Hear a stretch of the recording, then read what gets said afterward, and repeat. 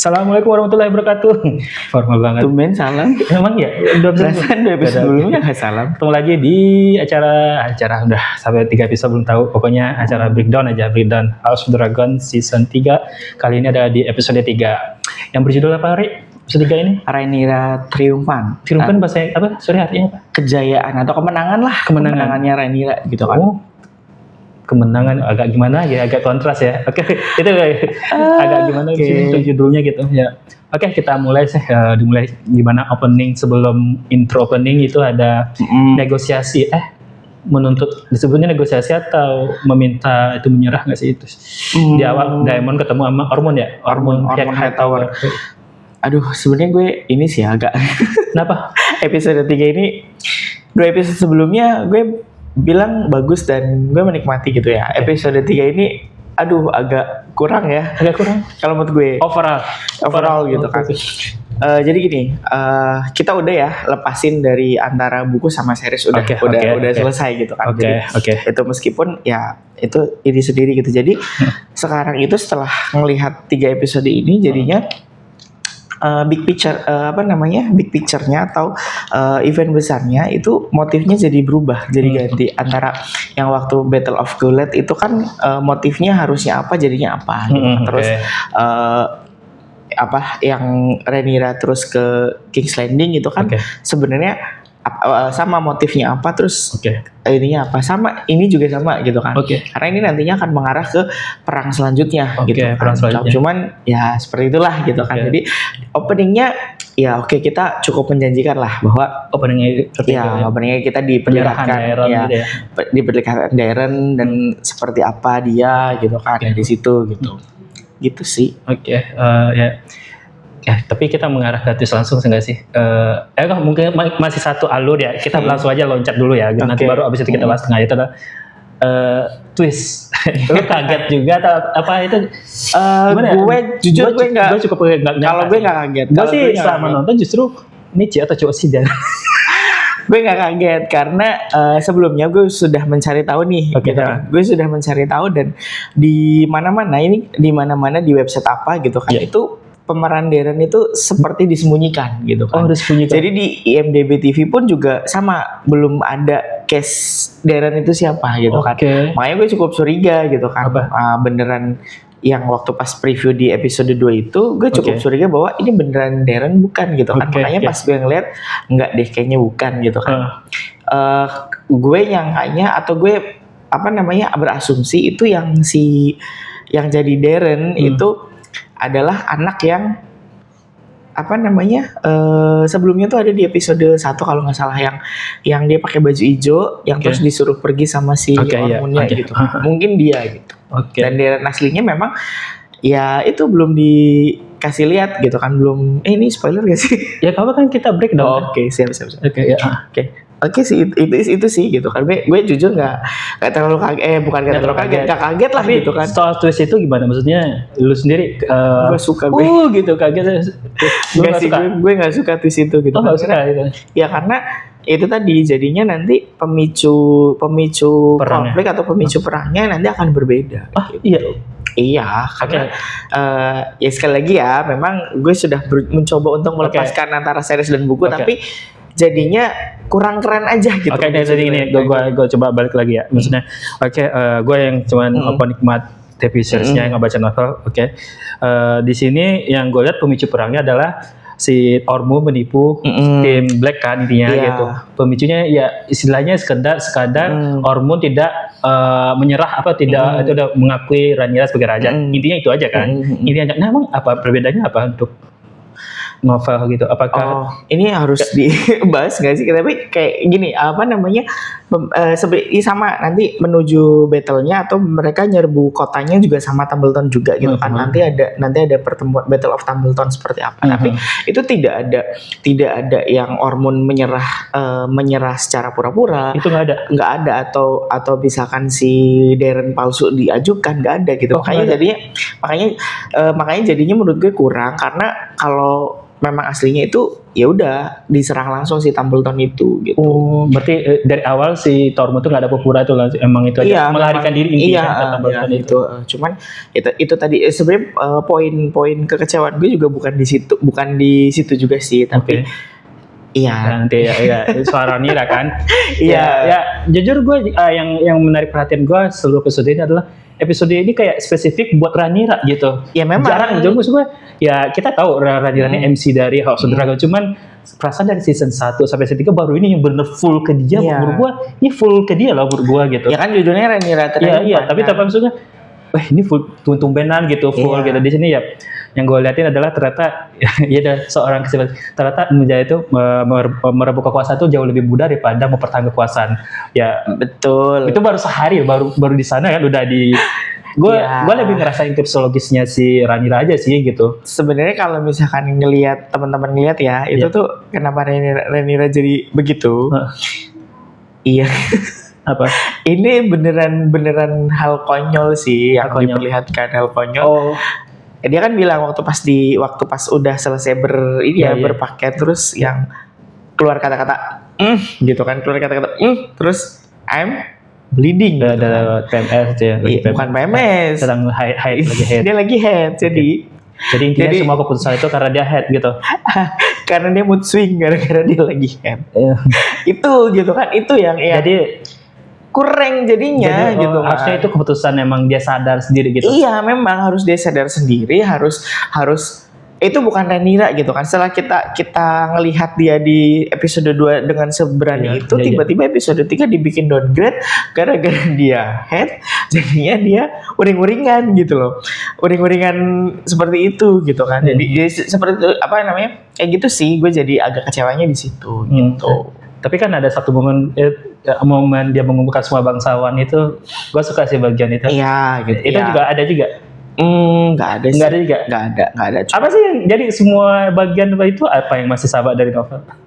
Iya, alur itunya udah alur maksudnya ya alurnya ini bukan alur gimana, tapi inian ceritanya lah gitu kan, secara garis besarnya tuh masih ada gitu kan, nggak kayak Game of Thrones ya gitu. Iya. Itu kan udah out of konteks banget kan. Ini masih ada gitu kan, tapi ya tidak setia dengan sosok realnya gitu. Sama kayak episode yang lalu kita breakdown yang lalu, intinya alurnya masih sama, cuma motivasinya udah beda-beda. Iya, gitu motivasinya udah beda-beda. Gitu. Tapi di sisi lain kita ini relate sih sama keadaan dunia sekarang gitu kan. Gimana banyak orang tuh yang ingin berkuasa, ya kan? Banyak orang yang pengen berkuasa, pengen jadi pemimpin dan yang lain-lain. Tapi ketika sudah di situ, nggak tahu harus ngapain, clueless, nggak tahu harus ngapain, gitu kan? Nggak ada strateginya gimana, nggak ada nggak ada motif lain apa gitu, kayak ya udah gue udah jadi penguasa nih sekarang terus ngapain gitu kan, nggak ada gitu kan. Tapi gue itu agak gedek juga sih sama Daemon, lu belum beres nguasa itu nih yang di King's Landing,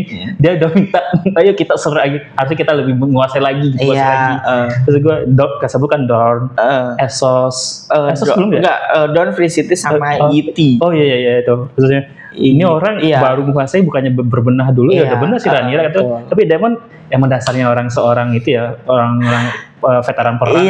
Jadi dia maunya itu lebih gitu kan, lebih gitu kan. Cuman ya kita bisa ngeliat lah manipulatifnya Daemon itu seperti apa di situ kan ya. Tapi kita di Rhaenyra belum ada tidak tergerak gitu kan. Cuman itu yang jadi pecah kongsinya kan antara dia sama Rhaenyra sama Corlys kan. Apa yang udah dijanjiin tapi ternyata enggak gitu kan dari situ gitu. Jadi ya setelah gue mengasihani dan berbangga dengan Rhaenyra episode lalu, tapi sekarang jadi kesel gitu loh. Jadi keselnya dibikin seperti itu gitu. Karena kalau memang Rhaenyra masih masih beneran mau seperti ayahnya gitu kan, nggak seperti itu gitu. Tapi kan seperti tanya kan gitu, yang pas dia bingung sendiri dia tanya, terus siapa yang asisten Mesira, dia bilang apa yang bakal dilakukan ayahmu, ya itu kan dapat, maksudnya ada inspirasi dari bapaknya juga ngambil keputusan gitu. Berarti ya nggak sepenuhnya PMS dong maksudnya. Bukan PMS itu. Time head apa dong? Apa dong? PMS itu kok sebelum. Oh, sebelum. Ini kan udah lagi. Oh lagi head ya. Bukan karena lagi ya dong putus berarti masih ada. Iya masih ada. Ranira-nya, Dikit-dikit bukan ya. Dikit-dikit iya. Paling gue yang agak bikin gue gede sama Ranira adalah gue kasih nama Corliss sih. Iya gitu kan. Nah dari situ udah mempertaruhkan semuanya tapi cuman minta itu aja tuh nggak dikasih. Sorry, gue kurang nangkep nih apa atau gue miss maksudnya. Emang kenapa berat banget buat si Ranira bagian itu mengakui dua anak bastard itu sebagai itu? Kenapa? Nah, kan bukan anak dia, itu Valerio. Iya, tapi kan anak-anaknya dia kan orang-orang udah jadi rahasia umum kalau Luke sama si Jess itu kan bukan anaknya bukan Velaryon, bukan cucunya Corlys, tapi dia dari Strong kan kalau nggak salah. Nah, kalau misalkan Rhaenyra melegitimasi si Alicent sama Adam itu berarti dia ini mengakui bahwa tiga anaknya itu bastard juga gitu. Oh, atas dasar malu doang intinya. Iya, atas dasar itu bukan malu. Jadi kalau misalkan lu melegitimasi itu berarti orang-orang awam pasti akan berarti tiga anaknya dia juga anak haram, anak bastard ya anak haram tapi terus ini juga gitu kan dan itu diperbolehkan gitu. Jadi dia berpikir di situ gitu kan. Tapi kalau misalkan di si source material aslinya nggak ada penolakan dari situ. Jadi Corlys udah menunjuk si Adam jadi Adam Velaryon dan udah di nethoodin sama Rhaenyra yang dan satu lagi yang bagian gue itu adalah yang tiga rakyat jelata yang jadi penunggang naga si Ulf sebenarnya tiga Hugh itu kan udah nggak lagi ya, bukan jelata lagi dong, bangsawan. Ulf, Hugh sama Alin kan kayaknya di situ kita boleh nggak sih di situ sedikit udah mulai itu dia agak rakus si Ulf, agak rakus maksudnya udah mulai pengen ini pengen itu gitu. Nanti spoiler. Intinya Targaryen itu lagi miskin banget ya kayaknya. Sebenarnya gini indikasinya adalah ini si emasnya memang udah disecure sama Lord Tywin Lannister kan, udah simpen di mana gitu kan. Jadi orang nggak ada yang tahu, orang nggak ada yang bisa ngakses ke penyimpanan tersebut gitu kan. Jadi ya udah gitu. Sebenarnya kan rakyatnya itu kan berharap setelah Rhaenyra jadi ratu bisa jauh lebih baik. Iya, bisa jauh lebih baik. Toh sebenarnya mereka kan juga mempertanyakan padahal nggak masuk ke GOT ya.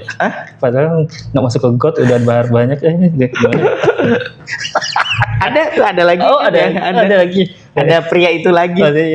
Ada tadi. Ada. Maksudnya? Ada. Di mana? Ada. Ntar kasih tahu di mana menit berapa biar gue. Ada pria itu lagi. Ada dia. Oke, lanjut terus. Terus ya itu maksudnya tujuannya disimpan ya sebenarnya kalau kita baca secara ini ya berarti kan taktiknya Aegon juga biar aman gitu kan. Entah taktiknya Aegon atau Larys Strong gitu kan yang ini begitu gitu. Cuman kan penderitaan rakyatnya sekarang ini kan bukan murni dari Aegon tapi gara-gara Rhaenyra juga. Dia kan ngeblokade ini kan kapal-kapal dagang yang mau ke Crown Land kan, mau ke King's Landing semacam Hormuz gitu ya. Ya semacam di blokade ininya lautnya gitu kan. Jadi orang-orang yang dari Essos yang dari mana itu nggak bisa ke situ. Jadi rakyatnya ya udah nggak bisa makan, istilahnya nggak bisa berdagang gitu loh. Gitu. Jadi ya salahnya Rhaenyra juga sampai terjadi seperti itu. Salahnya Iyalah kan nggak fair sih, dia baru-baru banget. Dia kan dia ngeblokade itu kan ya gara-gara itu gitu kan. Jadi lanjut terus. Ya karena gini, kalau misalkan dia nggak memblokade, mungkin rakyat sudah bukan makmur tapi mereka bisa hidup gitu kan. Terus kan kenapa sih istrinya Hugh itu pindah kan ya gara-gara di kalau tempat King's Landing itu apa sih nama daerahnya? Gue lupa. Itulah ya di situ gitu kan ya. Mereka pindah kan karena ya udah nggak ada apa-apa di situ. Udah dagang nggak bisa, mau beli makanan juga nggak ada yang jual gitu kan dari situ kan. Jadi masuk akal mulai rakyatnya benar-benar. Iya, karena jangan menyepelekan nih, jangan menyepelekan orang lapar gitu. Rakyat yang marah gitu kan. Jadi kayak itu harus ada ini episode makar ya. Aduh. Itu yang itu agak menarik adalah ini satu lagi terakhir ya. Bagian ketika Rhaenyra mengumpulkan semua bangsawan, ada satu karakter gue yakin menarik perhatian banget. Iya, itu. Davogler. Torrent. Itu siapa? Itu siapa beliau? Beliau siapa? Dia itu anaknya dari sebentar, gue sambil ini ya. Gue lupa spellingnya. Oke. Lord Torrent Manderly ya kalau nggak salah ya. Itu Menteri Keuangan apa sih, Master Coin gitu bukan? Bukan. Bentar, gue sambil cari ya, sorry ya. Bentar. Ya. Dia itu punya peran juga nanti, tapi nanti peran? ya. Berarti karakternya cukup penting di House of the Dragon ini. Nggak muncul. Ya nggak, pokoknya dia nggak muncul cuman sesaat doang gitu kan. Apalagi yang memerankan itu, yang memerankannya juga bukan orang sembarangan gitu. Maksudnya bukan orang yang aktor ece gitu kan. Iya, Lord Torrent Manderly ya, koreksi ya kalau gue salah. Itu dia itu Lord Manderly ini dia Host Manderly. Itu host kan apa namanya? Torrent Manderly. Sijilnya Aquaman. Ini apa? Si Poseidon. Merman. Poseidon bawah ini. Bapaknya Torrent itu penguasa White Harbor. Pelabuhan Putih. Berarti kan yang di bawahnya ini ya, North ya. Kan ada White Harbor tuh di atas nah itu dia yang pegang. Host Manderly itu yang pegang di situ. Kalau nggak salah di Game of Thrones juga ada Host Manderly dan dia punya punya peran yang penting juga gitu. Oke. Itu dari situ. Oh iya. Orangnya gemuk juga ya di situ versi artnya. Terus nah, terus ini Rhaenyra, Jaime. Oke. Jadi karakternya cukup penting ya ke depannya ntar ya. Iya, cukup penting nanti. Versi dia lebih ke Tim Black atau Tim Green? Dia ke Black sih. Ke Black juga. Iya, dia Black nanti. Oke. Sip. Oke, ya itu dulu deh kita breakdown kali ini. So ya, entah kita benar-benar breakdown lebih atau lebih pas ya. Oke, semoga bisa membantu teman atau kalau emang mau nanya-nanya langsung aja coba tanya ke. Tapi secara keseluruhan lo episode ini kasih rating berapa? 6 sih. 6. Kok gue suka ya episode ini karena lebih ke itu psikologisnya Rhaenyra kalau gue ya. Iya. Sebagai gue suka gimana masih itu lu udah udah dihajar duluan gitu ya, itulah pemimpin. Maksud gua ya udah sih ngapain itu gua jadi abis nonton ini kenapa ya orang-orang pengen banget jadi pemimpin gitu setelah episode gitu kayak susah doang deh susah gitu. Makanya itu tadi yang gue bilang bahwa orang tuh ambisinya cuma buat jadi penguasa, tapi mereka nggak tahu jadi penguasa itu nanti harus apa aja kayak gitu. Ya Rhaenyra juga sama seperti itu gitu kan, dan dia masih awam menjadi ratu itu harus seperti apa gitu kan. Sementara bapaknya Viserys ini kan raja yang cukup ini ya, cukup diproperin gitu. Iya, segani karena di masanya dia itu masa tenang gitu. Dari Jaehaerys ke Viserys itu tuh beneran tenang Westeros itu gitu. Oke, kita lihat nih kemungkinan episode 4 bakal ada perang nggak? Battle dia apa? Tumbleton kayaknya belum sih. Mungkin nanti masih di 5 gitu kan, di 5. Jadi kemungkinan nanti penutup season 3 adalah battle lagi. Dan nanti di season 4 itu battle lagi juga yang lebih besar. Dan nah itu tuh nggak tahu nih, itu tuh rumornya sampai season berapa sih? Season 4 doang. Season 4 ya? Oke, berarti beneran mepet banget nih. Kalau misalkan nanti bisa jadi nanti di season 3 ini akan ada 2 perang besar lagi. Season 4 cuma tinggal ngabisin doang. Karena ini kalau misalkan antara pembaca sama penonton itu kalau pembaca itu timelinenya kerasa lama gitu kan. Jadi Dance of the Dragon itu berapa tahun gitu kan. Kalau di series ini kan cepet banget. Cepet tek udah gitu kan dari situ gitu. Oke, kita sudah dulu breakdown House of the Dragon season 3 episode 3 kali ini. Kita ketemu lagi di episode selanjutnya. Bye.